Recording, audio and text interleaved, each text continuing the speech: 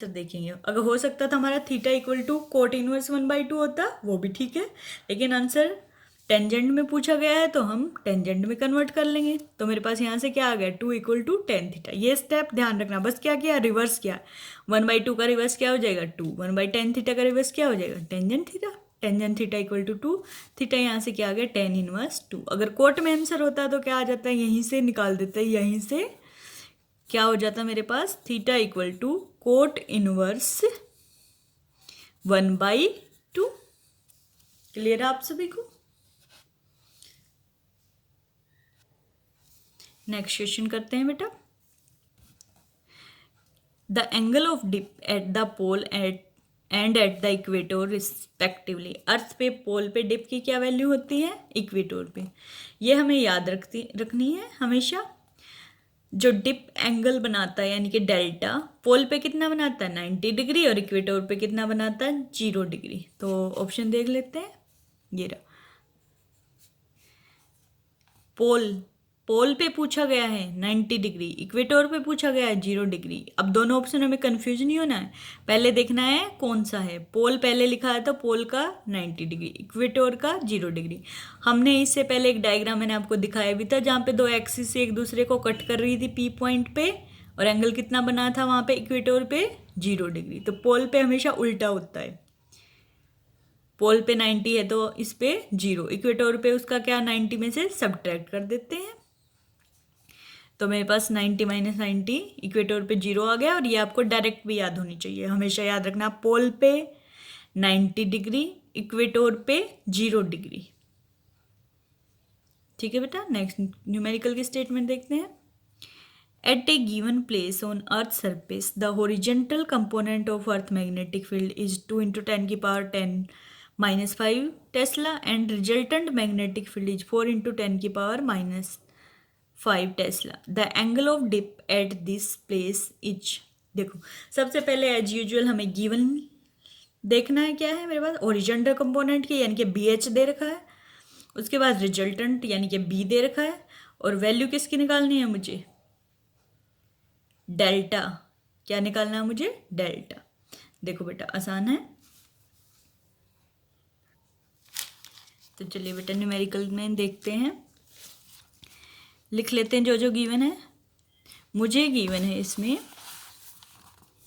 BH horizontal component की value given है, अर्थ का मैग्नेटिक फील्ड B गिवन है, और डेल्टा मुझे निकालना है। देखते हैं क्या गिवन है।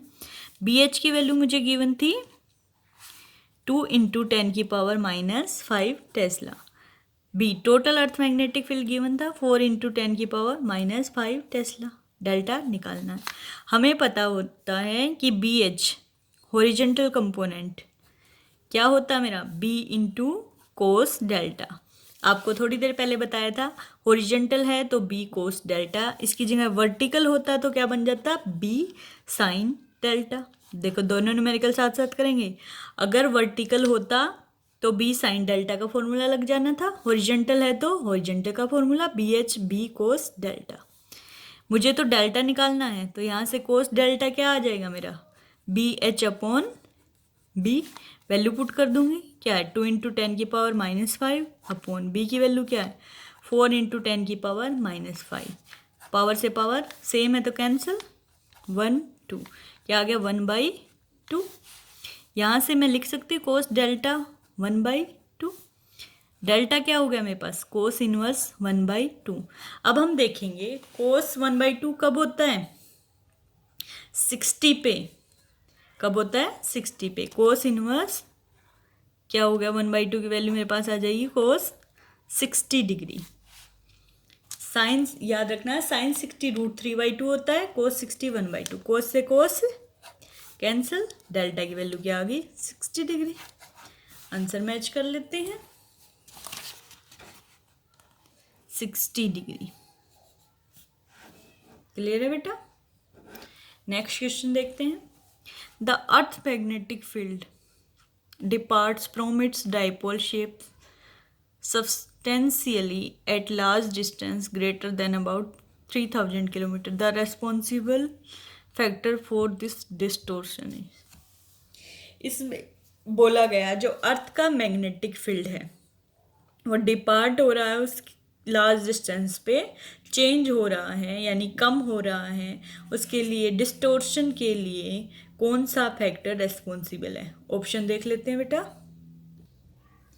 तो ऑप्शन दे रखे हैं हमें, motion of ion earth and ionosphere में, मोशन ऑफ आयन, हमें पता मोशन ऑफ आयन की वजह से ही अर्थ के अंदर मैग्नेटिक फील्ड होता है। तो ये आपने पढ़ रखा है, अर्थ में कौन से एटमॉस्फेयर भी होता है, लिथोस्फीयर भी, आयनोस्फीयर भी, और motion of ion in space. हम तो अर्थ के अंदर बात कर रहे हैं तो स्पेस कैंसिल हो गया, लिथोस्फीयर भी नहीं है, एटमॉस्फेयर पे भी, एटमॉस्फेयर में तो हम रहते हैं, वहाँ पे भी मैग्नेटिक फील्ड नहीं है। तो अर्थ का जो आयनोस्फीयर है, अर्थ के आयन कहाँ मिलेंगे? आयनोस्फीयर में। कॉमन सेंस भी यूज की जा सकती है इस क्वेश्चन में। मोशन ऑफ आयन तो सब में सेम है, अगर मोशन ऑफ आयन ये पार्ट अलग होता तो ये भी देखना पड़ता, क्योंकि अर्थ का मैग्नेटिक फील्ड क्या होता है? Motion of ion charge particle की वजह से होता है। तो मोशन ऑफ आयन तो सेम है, बस अब हमें देखना आयन कहाँ पे है। तो अर्थ के आयनोस्फीयर में ही, तो उसका नाम आयनोस्फीयर ही क्यों है? क्योंकि वहाँ पे आयन्स है। तो ऑप्शन नंबर ए सही हो जाएगा, टिक करते हैं, motion of ion in earth ionosphere. आसान था। अब हम नेक्स्ट देखते हैं, स्टेटमेंट पढ़ लेते हैं। In the magnetic meridian of a certain place the horizontal component earth magnetic field is 0.25 gauss and dip angle is 60 degree. The magnetic field of the earth at this location. देखो सबसे पहले वही given लिख लेंगे। अर्थ का horizontal component दिया है यानी कि B H equal to 0.25 gauss, dip यानी कि delta equal to 60 degree. Earth का टोटल मैग्नेटिक फील्ड मुझे निकालना है, लिख लेते हैं बेटा। तो देखो मेरे पास क्या गिवन था, बी एच गिवन है मेरे पास 0.25 गोज, डेल्टा गिवन है मेरे पास 60 डिग्री। उसके बाद मुझे बी निकालना अर्थ का मैग्नेटिक फील्ड। अभी हमने फॉर्मूला पढ़ा था, बी एच क्या था? B into cos delta, B ही मुझे निकालना है। यहाँ से क्या बन जाएगा? B equal to B H upon cos delta. Value given है, पुट करती हूँ 0.25 अपॉन कोस 60 डिग्री। कोस 60 मैंने अभी बताया था, 0.25 as it is upon cos 60 कितना होता है? कई बार कर चुके हैं न्यूमेरिकल में, याद हो जाना चाहिए, 1/2। 1/2 ऊपर जाके मल्टीप्लाई हो जाएगा, 0.25 इंटू 2 क्या बचा मेरे पास? 0.50। गोज है यूनिट, गिवन गोज है तो गोज लिख लेंगे, टेस्ला में कन्वर्ट करेंगे तो ये हो जाएगा 0.50 इंटू 10 की पावर -4 टेस्ला। ऑप्शन देख लेते हैं, टेस्ला गिवन है गोज, गोज में ये आंसर गिवन है तो 0.50 ये हो गया बेटा। नेक्स्ट देखो 2-3 फॉर्मूले ही हैं और हमारे सारे क्वेश्चन हो रहे हैं, बस थोड़ी सी प्रैक्टिस की ज़रूरत है। नेक्स्ट क्वेश्चन देख लेते हैं। The equatorial magnetic field of earth is 0.4 gauss, then its dipole moment on equator is. Dipole moment पूछ ली बेटा इस बार, और इक्वेटर पे मैग्नेटिक फील्ड गिवन है। देखो थोड़ा सा घुमाया है क्वेश्चन में, लेकिन आसान है। देखते हैं इसमें क्या करेंगे। सबसे पहले हम लिख लेंगे इक्वेटर पे मैग्नेटिक फील्ड की वैल्यू क्या है? 0.4 गोज। एक ही चीज़ गिवन है, निकालनी क्या है? Dipole moment. एम से डिनोट करते हैं, तो फॉर्मूला लिख लेते हैं। तो बेटा जो गिवन है वो लिखना है। क्या गिवन है? बी एच गिवन है, तो मैं लिखती हूँ बी एच इक्वल टू कितना? 0.4 गोज। और पूछा क्या गया है मेरे से? मैग्नेटिक डाइपोल मोमेंट, यानी कि एम से डिनोट करते हैं, पूछा गया। फॉर्मूला देख लेते हैं। बी एच का फॉर्मूला था मेरा बी ई से, हॉरिजॉन्टल नहीं यहाँ पे इक्वेटोरियल है तो बी ई से डिनोट करेंगे। तो बी ई का फॉर्मूला इक्वेटर पे मेरा था μ0/4 pi into M upon R cube. देखो अगर मेरा इक्वेटर है तो फॉर्मूला क्या था? μ0/4 pi into M upon R cube. इसकी जगह मुझे एक्सियल लाइन पे भी दिया जा सकता है। एक्सियल लाइन पे फॉर्मूला क्या बन जाता है? μ0/4 pi into 2m/r cube. Value put कर देते हैं सारी। आर, अब सोच रहे हो आर अर्थ के, अब न्यूमेरिकल में देखेंगे कहाँ पूछा गया, अर्थ पे। देखो आर नहीं दिया क्योंकि अर्थ की रेडियस आपको याद होनी चाहिए। अर्थ की रेडियस को कैपिटल आर से डिनोट करते हैं, 6.4 किलोमीटर। मीटर में कन्वर्ट करेंगे तो क्या आ जाता है, 6.4 इंटू हमारा 6400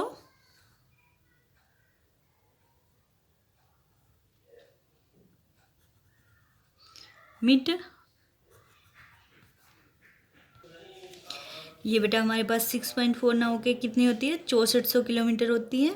तो 6400 किलोमीटर को जब मीटर में कन्वर्ट करते हैं तो क्या आ जाता है, 6400 इंटू 10 की पावर, फिर से देख लेते हैं, 6400 इंटू 10 की पावर 3। 1 किलोमीटर में 1000 मीटर होते हैं। तो ये क्या हो जाएगा, 64 इंटू 10 की पावर 5। इसको मैं लिख सकती हूँ 6.4 इंटू 10 की पावर 6 मीटर।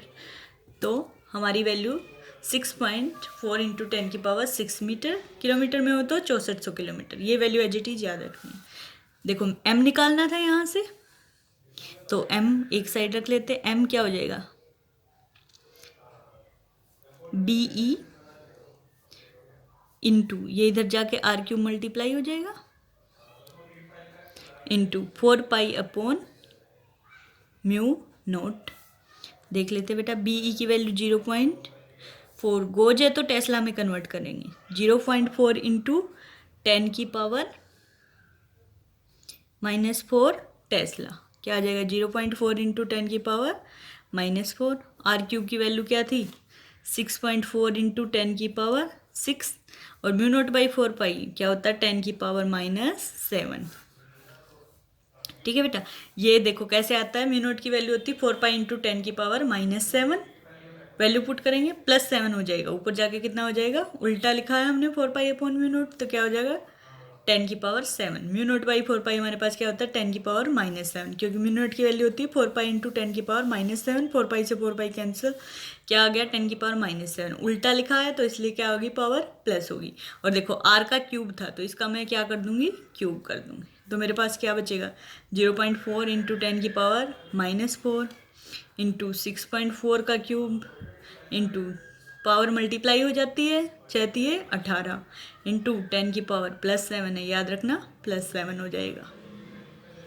सोल्व करेंगे बेटा, सोल्व कर करा के ये कैलकुलेटर से कर लेना आप, कितना आएगा। देखो पावर देख लेते हैं, पावर तो कितनी आएगी, 18 और 7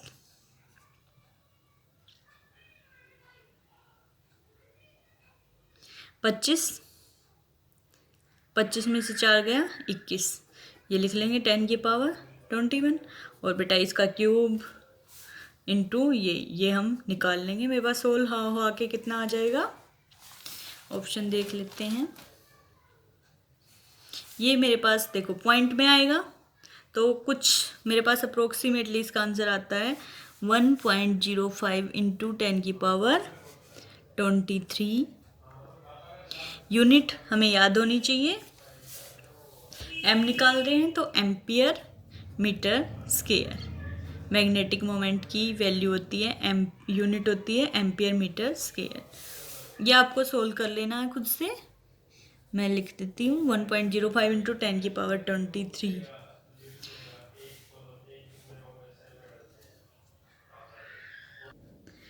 तो ठीक है बेटा, आज के लिए इतने न्यूमेरिकल काफ़ी है, बाकी आप प्रैक्टिस कर लेना, और किसी न्यूमेरिकल में दिक्कत हो तो मुझे भेज देना। लेकिन न्यूमेरिकल के लिए प्रैक्टिस ज़रूरी है। फॉर्मूले देखे हैं आपने, 2-3 फॉर्मूले ही हैं, ठीक है। तो आप फॉर्मूले याद करेंगे पहले, उसके बाद न्यूमेरिकल लगाएंगे। कोई भी दिक्कत आती है तो आप फिर से पूछ सकते हैं। Best of luck.